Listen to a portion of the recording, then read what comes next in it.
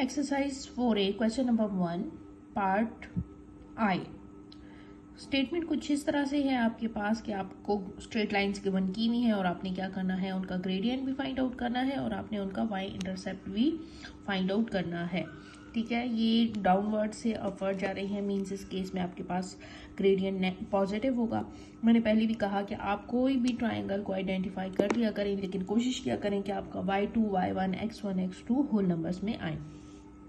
तो इस केस में हम क्या करते हैं, एक ट्राइंगल बनाने की कोशिश करते हैं। ठीक है, मैं इसको ऐसे नंबर से लूँगी, यहाँ से मैं बनाती हूँ। ठीक है, ये 4 से मैं लेती हूँ इस तरह से और यहाँ -6 तक ले आती हूँ। ठीक है, अब यहाँ पे अगर 4 से देखें तो मेरा जो ये परपेंडिकुलर है, ठीक है, ये कहाँ से स्टार्ट हो रहा है, ये स्टार्ट हो रहा है 0 से और परपेंडिकुलर एंड किस पे हो रहा है, -6 पे। ठीक है, और अगर मैं x एक्सिस की बात करती हूँ तो x एक्सिस जो है इस लाइन का, ये जो है x एक्सिस, ये 4 से स्टार्ट हो रहा है और कहाँ पे जा रहा है, 0 पे। ठीक है, सो ये मेरे पास वैल्यू है y एक्सिस पे y2 और y1। y2 0 ग्रेटर है -6 से, that's why this is y2 and this is y1। x axis की बात करें तो 4 पॉजिटिव 4 जो है वो ग्रेटर है, that's why this is x2 and 0 is x1। After identification, जब आप x1, x2, y1, y2 को आइडेंटिफाई कर लेते हैं, उसके बाद हम क्या करते हैं, हम फॉर्मूला लिखते हैं, फॉर्मूला में वैल्यूज को पुट करके सॉल्व करते हैं। ठीक है, तो हमारे पास ग्रेडियंट का क्या फॉर्मूला होता है, m equals to y2 minus y1 x2 minus x1। ठीक हो गया।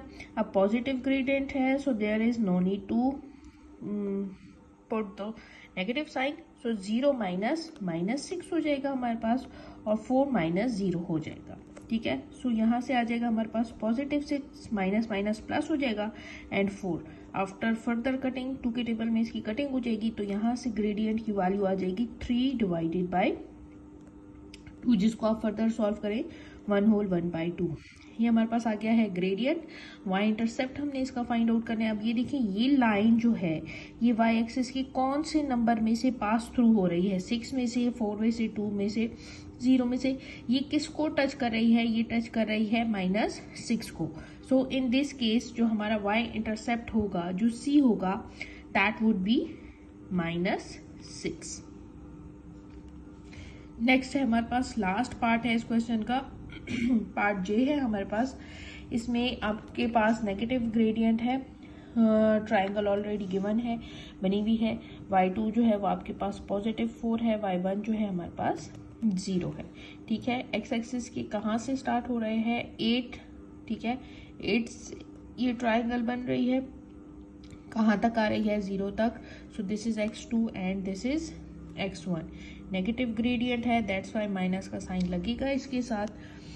ठीक है, सो y2 minus y1 x2 minus x1।